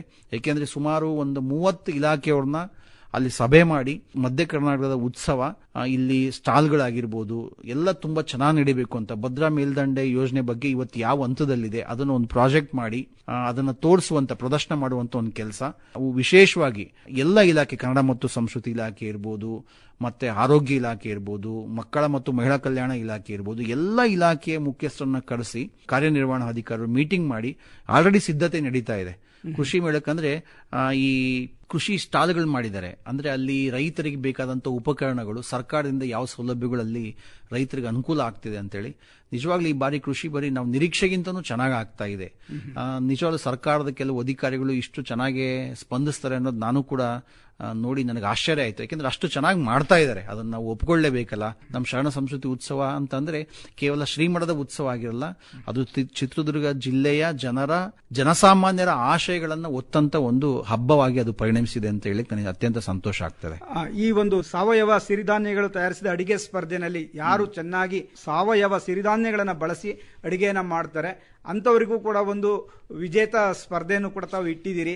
ಅದು ತುಂಬಾ ಸಂತೋಷದ ವಿಷಯ. ಮತ್ತು ವಿಶೇಷ ಅಂದ್ರೆ ಯಾರು ಸಾವಯವ ಮಾಡ್ಕೊಂತಾರ ಅವರು ಅಡಿಗೆ ಮಾಡ್ಕೊಂಡ್ ಬರೋದೇ ನಮಗೆ ಮೊದಲೇ ಸಮಾಧಾನ, ಅತ್ಯಂತ ಸಂತೋಷ, ಒಳ್ಳೆ ಬೆಳವಣಿಗೆ, ಬದಲಾವಣೆ. ಅವರಿಗೆ ಎಲ್ಲ ಭಾಗವಹಿಸಿದಂತ ಪ್ರತಿಯೊಬ್ಬರಿಗೂ ಪ್ರಮಾಣ ಪತ್ರಗಳನ್ನು ಕೊಡಬೇಕು. ಜೊತೆಗೆ ಗೆದ್ದಂತ ಮತ್ತು ಪ್ರತಿಯೊಬ್ಬರಿಗೂ ಕೂಡ ನಮ್ಮ ಇಳಕಲ್ಲಿಂದ ಸೀರೆ ತರಿಸಿ ಅವರಿಗೆ ಸೀರೆಯನ್ನು ಕೂಡ ಕೊಡ್ತಾ ಇದೀವಿ ಬಹುಮಾನವಾಗಿ. ಹಣ ಕೊಟ್ರೆ ಉಳಿಯೋದಿಲ್ವಲ್ಲ. ಹೌದು ಸ್ವಾಮೀಜಿ. ನಂತರ 12ನೇ ಶತಮಾನದ ಬಸವಾದಿ ಶಿವಶರಣರ ವೇಷಭೂಷಣ ಸ್ಪರ್ಧೆನೂ ಕೂಡ ಈ ಸಂದರ್ಭದಲ್ಲಿ ಸಾರ್ವಜನಿಕರಿಗೆ, ಮಕ್ಕಳಿಗೆ, ವಿದ್ಯಾರ್ಥಿಗಳಿಗೆ ತಾವು ಆಯೋಜನೆ ಮಾಡಿದಿರಿ ಸ್ವಾಮೀಜಿ. ಇದರ ವಿಶೇಷತೆ ಏನು ಸ್ವಾಮೀಜಿ? ಇದರ ಔಚಿತ್ಯ ಏನು ಸ್ವಾಮೀಜಿ? ಸರ್, ರಾಜ್ಯ ಸರ್ಕಾರ ಇತ್ತೀಚೆಗೆ ಬಸವಣ್ಣವರನ್ನ ಸಾಂಸ್ಕೃತಿಕ ನಾಯಕ ಅಂತ ಘೋಷಣೆ ಮಾಡಿದೆ. ಈ ಬಸವ ಸಂಸ್ಕೃತಿ ಅಭಿಯಾನದ ಉದ್ದೇಶ ಮತ್ತು ಶರಣ ಸಂಸ್ಕೃತಿಯ ಆಶಯನೂ ಕೂಡ ಬಸವಣ್ಣ ಕೇವಲ ಈ ನಾಡಿನ ಸಾಂಸ್ಕೃತಿಕ ನಾಯಕ ಅಷ್ಟೇ ಅಲ್ಲ, ಇಡೀ ಭಾರತ ದೇಶದ ಸಾಂಸ್ಕೃತಿಕ ನಾಯಕ ಬಸವಣ್ಣ ಅನ್ನೋದನ್ನ ನಾವು ಹೇಳಬೇಕಾಗಿದೆ, ತೋರಿಸಬೇಕಾಗಿದೆ. ಬಸವಣ್ಣವರ ವಚನಗಳಾಗಿರ್ಬೋದು, ಶರಣರ ವಚನ ಸಾಹಿತ್ಯ ಆಗಿರ್ಬೋದು, ಇವೆಲ್ಲ ಎಲ್ಲ ಭಾಷೆಗಳಲ್ಲೂ ಕೂಡ ಮುದ್ರಣ ಆಗಬೇಕು. ಜೊತೆಗೆ ವಿಶೇಷವಾಗಿ ಅಂತಂದ್ರೆ ಈ ಬಾರಿ ಅರವಿಂದ್ ಜತ್ತಿ ಅಂತ ನೀವು ಕೇಳಿರ್ಬೋದು, ಬಸವ ಸಮಿತಿ ಅಧ್ಯಕ್ಷರು, ಅವರು ತುಂಬಾ ಚೆನ್ನಾಗಿ ಕೆಲಸ ಮಾಡ್ತಾ ಇದ್ದಾರೆ. ಅವರು ಈ ಬಾರಿ ಬಸವ ತತ್ವದ ಧ್ವಜಾರೋಹಣವನ್ನ ನಮ್ಮಲ್ಲಿ ಬಂದ್ ಮಾಡ್ತಾ ಇದ್ದಾರೆ. ಜೊತೆಗೆ ವಿಶೇಷವಾಗಿ ಈ ಬಾರಿ ನಾವು ತಾವೇನು ಒಂದು ಮಾತು ಹೇಳಿದ್ರಲ್ಲ, ವೇಷಭೂಷಣ ಸ್ಪರ್ಧೆ ಅಂತೇಳಿ 28ನೇ ತಾರೀಕು ಆ ಅಭಿಯಾನದ ದಿವಸನೇ ನಾವು ಸುಮಾರು 100 ಜನ ಶರಣೆಯರ ವೇಷಭೂಷಣಗಳನ್ನು ಧರಿಸಿ ಒಂದು ಮೆರವಣಿಗೆಯನ್ನ ಮಾಡ್ತೇವೆ. ಯಾಕೆ ಅಂತಂದ್ರೆ ಮಡಿವಾಳ ಮಾಚದೇವ ಯಾರು, ಅಂಬಿಗರ ಚೌಡೆಯ ಹೇಗಿದ್ರು, ಹಡಪದ ಅಪ್ಪಣ್ಣ ಹೇಗಿದ್ರು, ಅವರ ಕಾಯಕ ಏನಿದ್ದು ಅದನ್ನು ಪ್ರತಿಬಿಂಬಿಸುವಂತ ಒಂದು ಕಾರ್ಯವನ್ನು ಕೂಡ ನಾವು ಮಾಡ್ತಾ ಇದ್ದೀವಿ. ಅದಕ್ಕೆ ಹೆಚ್ಚಿನ ಸ್ಪಂದನೆ ಬಂದಿದೆ. ಈಗಾಗಲೇ 100 ಜನ ಅದಕ್ಕೆ ನೋಂದಣಿಯನ್ನು ಕೂಡ ಮಾಡಿಸಿದ್ದಾರೆ. ಒಳ್ಳೆಯ ಬೆಳವಣಿಗೆ ಸ್ವಾಮೀಜಿ. ಹಾಗೇನೆ ಈ ಶರಣ ಸಂಸ್ಕೃತಿಯ ಉತ್ಸವದ ಒಂದು ಭಾಗವಾಗಿ ತಾವು ಉಚಿತ ಆರೋಗ್ಯ ತಪಾಸಣೆ, ರಕ್ತದಾನ ಶಿಬಿರ, ಉಚಿತ ನೇತ್ರ ತಪಾಸಣೆ, ಚಿಕಿತ್ಸೆ, ನೇತ್ರದಾನ ನೋಂದಣಿ, ಈ ತರದೆಲ್ಲ ಆರೋಗ್ಯದ ಕಾರ್ಯಕ್ರಮಗಳನ್ನು ಕೂಡ ರೂಪಿಸಿದಿರಿ ಸ್ವಾಮೀಜಿ. ಇದು ಒಳ್ಳೆಯ ಆಶಯ. ಇದರ ಬಗ್ಗೆ ಮಾತಾಡಿ ಸರ್. ಸುಮಾರು ಚಿತ್ರದುರ್ಗ ಮುರುಘರಾಜೇಂದ್ರ ಮಠದಿಂದ 25 ವರ್ಷ ಆಯಿತು ಬಸವೇಶ್ವರ ವೈದ್ಯಕೀಯ ಮಹಾವಿದ್ಯಾಲಯ ಸ್ಥಾಪನೆಯಾಗಿ. ಆ ಬಸವೇಶ್ವರ ವೈದ್ಯಕೀಯ ಮಹಾವಿದ್ಯಾಲಯ ಮಧ್ಯ ಕರ್ನಾಟಕದಲ್ಲಿ ಚಿತ್ರದುರ್ಗ ಜಿಲ್ಲೆಯಲ್ಲಿ ಮೊಟ್ಟ ಮೊದಲ ಒಂದು ವೈದ್ಯಕೀಯ ಮಹಾವಿದ್ಯಾಲಯ ಸರ್. ಇಷ್ಟೇ ಏಕೆ, ಮೊಟ್ಟ ಮೊದಲು ಇಂಜಿನಿಯರಿಂಗ್ 1984ರಲ್ಲಿ ಸ್ಥಾಪನೆ ಮಾಡಿದಂಥವ್ರು ಮಲ್ಲಿಕಾರ್ಜುನ ಮಹಾಸನ್ನಿಧಿಯವರು. ಇಂಜಿನಿಯರಿಂಗ್ ಕಾಲೇಜ್ ಚಿತ್ರದುರ್ಗಕ್ಕೆ ಇದ್ದಿಲ್ಲ ಸರ್. ಅವತ್ತು ಜಗದ್ಗುರು ಮಹಾಸನ್ನಿಧಿಯವರು ಪ್ರಯತ್ನ ಮಾಡಿ ಇಂಜಿನಿಯರಿಂಗ್ ಕಾಲೇಜನ್ನು ತೆಗೆದುಕೊಂಡ್ಬಂದ್ರು ಸರ್. ಅದಾದ ನಂತರ ಮೆಡಿಕಲ್ ಕಾಲೇಜ್ ಆಯಿತು. ಇವತ್ತು ಅಂತ ಬಸವೇಶ್ವರ ಮೆಡಿಕಲ್ ಕಾಲೇಜು ನಮ್ಮ ಶ್ರೀಮಠದ ಒಂದು ಭಾಗವಾಗಿ ಕೆಲಸ ಮಾಡ್ತಿರೋದ್ರಿಂದ 13 ದಿವಸಗಳ ಕಾಲ ಶ್ರೀಮಠದಲ್ಲಿ ನಾವು ಉಚಿತವಾದಂಥ ಆರೋಗ್ಯ ತಪಾಸಣಾ ಶಿಬಿರವನ್ನು ಇಟ್ಕೊಂಡಿದ್ದೀವಿ. ಅಲ್ಲಿ ಎಲ್ಲ BP ಚೆಕ್ ಮಾಡೋದಿರ್ಬೋದು, ಶುಗರ್ ಚೆಕ್ ಮಾಡೋದು, ನೇತ್ರ ಚಿಕಿತ್ಸೆ ಆಗಿರ್ಬೋದು, ಪ್ರತಿಯೊಂದನ್ನು ಕೂಡ ಈಗ ಸರ್ಕಾರದ ಯೋಜನೆಗಳು, ಸ್ಕೀಮ್ಗಳು ಬಹಳ ಇದಾವೆ ಸರ್. ಜನರು ಅದ್ರ ಸದುಪಯೋಗ ತಗೊಳ್ತಾ ಇಲ್ಲ. ಆ ಸ್ಕೀಮ್ನಲ್ಲಿ ನೀವು ಬನ್ನಿ, ಆ ಸ್ಕೀಮ್ನಲ್ಲಿ ನೀವು ನೋಂದಣಿ ಆದರೆ ನಿಮಗೆ 5 ಲಕ್ಷಕ್ಕಿಂತಲೂ ಹೆಚ್ಚು ಉಚಿತವಾದಂಥ ಆರೋಗ್ಯ ತಪಾಸಣೆ ಇದೆ. ಸರ್ಕಾರದ ಈ ತಿಳುವಳಿಕೆಗಳು ಕೂಡ ಜನಸಾಮಾನ್ಯರಿಗಿಲ್ಲ. ಅದನ್ನು ಕೂಡ ಜಾಗೃತಿ ಮಾಡುವಂಥ ಕೆಲಸವನ್ನು ಕೂಡ ಮಾಡ್ತಾ ಇದ್ದೀವಿ. ರಕ್ತದಾನ ಶಿಬಿರ ಆಗಿರ್ಬೋದು. ಮತ್ತೆ ನಮ್ಮ ಡಾಕ್ಟರ್ ಗಾಯತ್ರಿ ಅಂತ ಇಲ್ಲಿ ಚಿತ್ರದುರ್ಗದಲ್ಲಿ ವಿಶೇಷವಾಗಿ ನೇತ್ರದಾನದ ಬಗ್ಗೆ ತುಂಬಾ ಚೆನ್ನಾಗಿ ಕೆಲಸ ಮಾಡ್ತಾರೆ. 2,000ಕ್ಕಿಂತ ಹೆಚ್ಚು ಕಣ್ಣುಗಳನ್ನು ಅವರು ಸಂಗ್ರಹ ಮಾಡಿ, ಅಂದ್ರೆ ಈ ದೇಹದಾನ ಮಾಡ್ತಾರಲ್ಲ ತೀರ್ಕೊಂಡು ಹೋದ್ಮೇಲೆ, ಅದನ್ನ ಸಂಗ್ರಹ ಮಾಡಿ ಕೆಲಸ ಮಾಡಿದ ಡಾಕ್ಟರ್ ಗಾಯತ್ರಿ ಶಿವರಾಮ್ ಅಂತೇಳಿ ಅವರು ಚೆನ್ನಾಗಿ ಕೆಲಸ ಮಾಡ್ತಾ ಇದ್ದಾರೆ. ಅವರ ನೇತೃತ್ವದಲ್ಲಿ ಇಲ್ಲಿ ಕೆಲಸವನ್ನು ನಾವು ಶುರು ಮಾಡಿದೀವಿ ಈ ಬಾರಿ. ಹೌದು ಸ್ವಾಮೀಜಿ. ಇನ್ನು ಶರಣ ಸಂಸ್ಕೃತಿಯ ಉತ್ಸವದ ಒಂದು ಭಾಗವಾಗಿ ಜೋಡೆತ್ತುಗಳ ಬಗ್ಗೆ ಹೇಳಿ ಸ್ವಾಮೀಜಿ. ಸರ್, ಕೃಷಿ ಮೇಳದ ಭಾಗವಾಗಿ ಈ ಕೆಲಸ ನಡೀತಾ ಇದೆ. ಈ ಜೋಡೆತ್ತುಗಳ ಪ್ರದರ್ಶನ ನಮ್ಮ ಚಿತ್ರದುರ್ಗ ಮುರುಘರಾಜೇಂದ್ರ ಮಠಕ್ಕೆ ದನಗಳ ಜಾತ್ರೆ ಅಂತ ಸುಮಾರು ವರ್ಷಗಳಿಂದ ಮಾಡ್ಕೊಂಡ್ ಬಂದಿದ್ದಾರೆ ಸರ್, 100 ವರ್ಷಗಳಿಂದ. ನೀವು ಆಶ್ಚರ್ಯ ಅಂದ್ರೆ 2,000-3,000 ರಾಸುಗಳು ಬರ್ತಾ ಇತ್ತು ಸೀಬಾರದಲ್ಲಿ. ಇವತ್ತು ನಿಜಲಿಂಗಪ್ಪರ ಸಮಾಧಿ ಪಕ್ಕ ಒಂದು ಜಾಗ ಇದೆ, ಶ್ರೀ ಗುರುಪಾದ ಮಹಾಸ್ವಾಮೀಜಿಯವರ ಸ್ಥಳ ಅದು ಸೀಬಾರದಲ್ಲಿ. ಸೀಬಾರ ದನ ಜಾತ್ರೆ ಅಂದ್ರೆ ಫೇಮಸ್ ಸರ್. ಕರ್ನಾಟಕದ ಮೂಲೆ ಮೂಲೆಯಿಂದ ರಾಸುಗಳು ಬರವು. ಇವಾಗ ಕಳೆದ ಬಾರಿ ಅದನ್ನು ನಾವು ಮಾಡಿದ್ವಿ, ಕಡಿಮೆ ರಾಸುಗಳು, ಸುಮಾರು ಒಂದು 200-300 ಕಾರಣ ಇದೆ. ಇವತ್ತು ತಂತ್ರಜ್ಞಾನ, ಆಧುನಿಕವಾದ ವಿಜ್ಞಾನ ಬೆಳವಣಿಗೆ ಆದಂತೆಲ್ಲ ಟ್ರಾಕ್ಟರ್ಗಳ ಬಳಕೆ ಸಂಖ್ಯೆ ಜಾಸ್ತಿ ಆಗ್ತಾ ಇದೆ. ಹಾಗಾಗಿ ಇವತ್ತು ದನ ಸಾಕಾಣಿಕೆಗೂ ಕೂಡ ಕಡಿಮೆ ಆಗ್ತಾ ಇದೆ. ಈಗ ಯಾವ ಮಟ್ಟಕ್ಕೆ ಬಂದಿದೀವಿ ಅಂದ್ರೆ, ಉತ್ತಮ ರಾಸುಗಳ ಪ್ರದರ್ಶನ ಮಾಡೋದ್ರ ಮುಖಾಂತರವಾಗಿ, ಅಂದ್ರೆ ಪ್ರದರ್ಶನದ ಒಂದು ಭಾಗವಾಗಿ ಜೋಡೆತ್ತುಗಳು ಉಳಿದಿದವೆ ವಿನಃ ನಿಜವಾದ ಕಾಯಕ ಸಂಸ್ಕೃತಿ ಕೃಷಿ ಇಲ್ಲಿ ನಾವು ಅದನ್ನು ತೊಡಗಿಸ್ಕೊಳ್ಳೋ ಅಂತ ಪರಿಸ್ಥಿತಿಗಳು ಇವತ್ತಿಲ್ಲ. ಈಗ ಜನ ಕಾಯೋ ಮಾತಾಡ್ತಿದ್ವಿ, ದನ ಕಾಯೋರ ಬಗ್ಗೆ ನಾವು ಮಾತಾಡ್ತಾನೆ ಇಲ್ಲ. ಹೌದು ಸ್ವಾಮೀಜಿ. ಏಕೆಂದ್ರೆ ಅವತ್ತು ಈ ಒಂದು ಸಂಸ್ಕೃತಿ ಎಲ್ಲ ಮರೆ ಮಾಸ್ತಾ ಇದೆ. ಆಧುನಿಕತೆ, ತಂತ್ರಜ್ಞಾನ ಬೆಳೆದಂಗೆ ಸರ್, ಜೋಡೆತ್ತುಗಳು ಪ್ರದರ್ಶನ ಇಡಬೇಕಾದಂತ ಪರಿಸ್ಥಿತಿಗಳು ಬಂದಿದೆ ಅಂದ್ರೆ ಇದು ಒಂದು ನಮ್ಮ ದೃಷ್ಟಿಯಲ್ಲಿ ಇವತ್ತು ಒಳ್ಳೆ ಬೆಳವಣಿಗೆ. ಆದ್ರೆ ಅದು ಒಳ್ಳೆ ಎತ್ತುಗಳನ್ನು ನೋಡೋದು ಅಪರೂಪ ಅನ್ನೋದು ಒಂದು ನೋವಿನ ಸಂಗತಿನೇ ಅಲ್ವಾ. ಕಳೆದು ಹೋಗ್ತಿದೆಯಲ್ಲ ನಮ್ಮ ಸಂಸ್ಕೃತಿ. ಆ ನಿಟ್ಟಿನಲ್ಲಿ ಮತ್ತೆ ದನ ಸಾಕಾಣಿಕೆಗೆ, ಜೋಡೆತ್ತುಗಳ ಒಂದು ಸಾಕಾಣಿಕೆಗೆ ಪ್ರೋತ್ಸಾಹವನ್ನ ಶ್ರೀಮಠ ನೀಡ್ತಾ ಬರ್ತಾ ಇದೆ. ಹಾಗೆಯೇ ಸ್ವಾಮೀಜಿ, ಇನ್ನು ಅಂತಿಮವಾಗಿ ಶ್ರೀಮಠದ ಸಮಸ್ತ ಭಕ್ತಾದಿಗಳಿಗೆ, ನಾಡಿನ ನಾಗರಿಕ ಬಂಧುಗಳಿಗೆ ತಾವು ಈ ಶರಣ ಸಂಸ್ಕೃತಿ ಉತ್ಸವದ ಸಂದರ್ಭದಲ್ಲಿ ಏನನ್ನ ಹೇಳೋದಕ್ಕೆ ಬಯಸ್ತೀರಿ ಸ್ವಾಮೀಜಿ? ಎಲ್ಲ ಶರಣ ಬಂಧುಗಳಿಗೆ ತಿಳಿಸೋದು ಅಂತಂದ್ರೆ, ಈ ಉತ್ಸವ ಹಲವಾರು ಜಾನಪದ ಕಲಾಮೇಳ, ಮಕ್ಕಳ ಸಂಭ್ರಮ, ಶೂನ್ಯ ಪೀಠಾರೋಹಣ, ಜಯದೇವ ಜಂಗಿ ಕುಸ್ತಿ, ಜಮುರಾ ಕ್ರೀಡಾಕೂಟ, ಸಂಗೀತ ಸಂಭ್ರಮ, ಜೊತೆಗೆ ನಾಡಿನ ಪ್ರಮುಖ ಮಠಾಧೀಶರು, ವಿಚಾರವಂತರು, ಸಾಹಿತಿಗಳು, ಚಿಂತಕರು ಎಲ್ಲರೂ ಕೂಡ ಭಾಗವಹಿಸ್ತಾ ಇದ್ದಾರೆ. ದಯವಿಟ್ಟು ಇದರ ಸದುಪಯೋಗವನ್ನು ತೆಗೆದುಕೊಳ್ಳಿ. ಅದರಲ್ಲೂ ಚಿತ್ರದುರ್ಗ ಜಿಲ್ಲೆಯಲ್ಲಿ ಹಲವಾರು ಹಳ್ಳಿಗಳಲ್ಲಿ ಇದ್ದಾರೆ. ಇಲ್ಲಿ ತುಂಬಾ ಸಮೀಪ ಇದೆ. ಸುಮಾರು ಬೃಹನ್ಮಠ ಅಂತಂದ್ರೆ ಹೆಸರೇ ಬೃಹನ್ಮಠ. ಅಲ್ಲಿ ಎಲ್ಲರನ್ನೂ ಕೂಡ ಒಳಗೊಂಡು ಸಂತೈಸ್ಕೊಂಡು ಹೋಗುವಂತ ಗುಣ ಆ ಮಠಕ್ಕೆ ಕರಗತ ಆಗ್ಬಿಟ್ಟಿದೆ. ಆ ದೃಷ್ಟಿಯಿಂದ ಅಲ್ಲಿನ ದಾಸೋಹ ಸಂಸ್ಕೃತಿ ಇರ್ಬೋದು, ಕಾಯಕ ಸಂಸ್ಕೃತಿ ಇರ್ಬೋದು, ಸಾಂಸ್ಕೃತಿಕ ಇದಿರ್ಬೋದು, ಅವನ್ನೆಲ್ಲವನ್ನು ತಾವು ಉಪಯೋಗಿಸ್ಕೋಬೇಕಾಗಿ ನಾನು ಈ ಮುಖಾಂತರ ಭಕ್ತಿ ಕೇಳ್ಕೊಳ್ತೇನೆ. ದಯವಿಟ್ಟು ಶರಣ ಸಂಸ್ಕೃತಿ ಉತ್ಸವಕ್ಕೆ ತಾವೆಲ್ಲರೂ ಬಂದು ಇದರ ಆಶಯವನ್ನ ಅರ್ಥ ಮಾಡಿಕೊಂಡು ಬದುಕನ್ನ ಸರಿದಾರಿಯಲ್ಲಿ ತೆಗೆದುಕೊಂಡು ಹೋಗ್ಬೇಕಾಗಿ ಕೇಳ್ಕೊಳ್ತೇನೆ ಸರ್. ಚಿತ್ರದುರ್ಗ ಜಿಲ್ಲೆಯ ಮುರುಘಾ ಮಠದ ಶರಣ ಸಂಸ್ಕೃತಿ ಉತ್ಸವದ ಬಗ್ಗೆ, ಈ ಬಾರಿಯ ಸಿದ್ಧತೆಯ ಬಗ್ಗೆ ಸಾಕಷ್ಟು ಮಾಹಿತಿಯನ್ನ ವಿಶೇಷವಾಗಿ ನೀಡಿದ್ದೀರಿ ಸ್ವಾಮೀಜಿ. ತಮ್ಮ ಈ ಶರಣ ಸಂಸ್ಕೃತಿ ಉತ್ಸವದ ಸಂಭ್ರಮದ ಒಂದು ಒತ್ತಡದ ನಡುವೆಯೂ ಕೂಡ ತಾವು ಆಕಾಶವಾಣಿಗೆ ಭೇಟಿ ನೀಡಿ ತಮ್ಮ ಭಾವನೆಗಳನ್ನು, ತಮ್ಮ ಆಲೋಚನೆಗಳನ್ನು, ಈ ಶರಣ ಸಂಸ್ಕೃತಿ ಉತ್ಸವದ ವಿಚಾರಧಾರೆಗಳನ್ನು ಹಂಚಿಕೊಂಡಿದ್ದೀರಿ. ನಮ್ಮ ಎಲ್ಲ ಕೇಳುಗರ ಪರವಾಗಿ, ಆಕಾಶವಾಣಿಯ ಪರವಾಗಿ ತಮಗೆ ಅಭಿನಂದನೆಗಳು, ಧನ್ಯವಾದಗಳು ಸ್ವಾಮೀಜಿ. ಚಿತ್ರದುರ್ಗ ಆಕಾಶವಾಣಿಯ ಕೇಳುಗರಿಗೆ, ಈ ಸಂಸ್ಥೆಯಲ್ಲಿ ಕಾರ್ಯನಿರ್ವಹಿಸುತ್ತಿರುವಂತಹ ಎಲ್ಲ ಸಿಬ್ಬಂದಿ ವರ್ಗದವರಿಗೆ, ನಮ್ಮ ಉತ್ಸವದ ಬಗ್ಗೆ ತಾವು ವಿಶೇಷವಾದಂತಹ ಕಾಳಜಿ ವಹಿಸಿ ಈ ಶರಣ ಸಂಸ್ಕೃತಿ ಅಭಿಯಾನದ ಒಂದು ಭಾಗವಾಗಿ ಈ ರೀತಿಯಾಗಿ ಕೇಳುಗರಿಗೆ ಕೇಳಿಸುವಂತ ಕೆಲಸ ಮಾಡ್ತಾ ಇದ್ದೀರಾ. ಆಕಾಶವಾಣಿ ಈ ಕೇಂದ್ರಕ್ಕೆ ತುಂಬಾ ಒಳ್ಳೆಯದಾಗಲಿ ಅಂತ ಆಶಯವನ್ನು ವ್ಯಕ್ತಪಡಿಸ್ತೇನೆ. ಶರಣಾರ್ಥಿ ಸರ್. ಶರಣ ಸ್ವಾಮೀಜಿ. ಬುದ್ಧಿ ತಂದೀವಿ ನಾವು, ಬುದ್ಧಿ ತಂದೀವಿ, ಬುದ್ಧಿ ತಂದೀವಿ ನಾವು, ಬುದ್ಧಿ ತಂದೀವಿ. ಶರಣ ಸಂಸ್ಕೃತಿ ಎಂಬ ಬುದ್ಧಿಯ ಹೊತ್ತು ತಂದೀವಿ, ಶರಣ ಸಂಸ್ಕೃತಿ ಎಂಬ ಬುದ್ಧಿಯ ಹೊತ್ತು ತಂದೀವಿ. ಬುದ್ಧಿ ತಂದೀವಿ ನಾವು, ಬುದ್ಧಿ ತಂದೀವಿ, ಬುದ್ಧಿ ತಂದೀವಿ ನಾವು ಬುದ್ಧಿ ತಂದೀವಿ. ಇದುವರೆಗೂ ಮಧ್ಯ ಕರ್ನಾಟಕದ ದಸರಾ ನಾಡಹಬ್ಬವೆಂದೇ ಪ್ರಸಿದ್ಧಿಯಾದ ಚಿತ್ರದುರ್ಗದ ಶ್ರೀ ಮುರುಘರಾಜೇಂದ್ರ ಬೃಹನ್ಮಠವು ಹಮ್ಮಿಕೊಂಡಿರುವ 2025ನೇ ಸಾಲಿನ ಶರಣ ಸಂಸ್ಕೃತಿ ಉತ್ಸವದ ಸಿದ್ದತೆ ಕುರಿತು ಶ್ರೀಮಠದ ಆಡಳಿತ ಮಂಡಳಿಯ ಸದಸ್ಯರಾದ ಡಾ ಬಸವಕುಮಾರ ಸ್ವಾಮೀಜಿ ಅವರೊಂದಿಗೆ ಸಂದರ್ಶನ ಕೇಳಿದಿರಿ. ಇವರನ್ನು ಸಂದರ್ಶಿಸಿದವರು ಶಿವಪ್ರಕಾಶ್ ಡಿಆರ್. ಸಂಕಲನ ನಿರಂಜನ್ ಆರ್ ಪಂಡರಹಳ್ಳಿ. ಕಾರ್ಯಕ್ರಮ ಆಕಾಶವಾಣಿ ಚಿತ್ರದುರ್ಗ ಕೇಂದ್ರದಿಂದ ಪ್ರಸಾರವಾಯಿತು. ಶರಣರು ಸೇರಿ ಮಾನವ ಕುಲದ ಉಳಿವಿಗಾಗಿ ಭಾವ ಭಾವ ಬೆಸೆದು 12ನೇಯ ಶತಮಾನದಲ್ಲಿ ಬಸವಾದಿ ಶರಣರು ಸೇರಿ ಮಾನವ ಕುಲದ ಉಳಿವಿಗಾಗಿ ಭಾವ ಭಾವ ಬೆಸೆದು ಭಕ್ತಿ ರಸವ ಬೆರೆಸಿ ನಾದಿ ನಾದಿ ಕಟ್ಟಿ ಭಕ್ತಿ ರಸವ ಬೆರೆಸಿ ನಾದಿ ನಾದಿ ಕಟ್ಟಿ ಕೊಟ್ಟ ಅನುಭವದ ಬುದ್ಧಿ ತಂದೀವಿ ಕೊಟ್ಟ ಅನುಭವದ ಬುದ್ಧಿ ತಂದಿ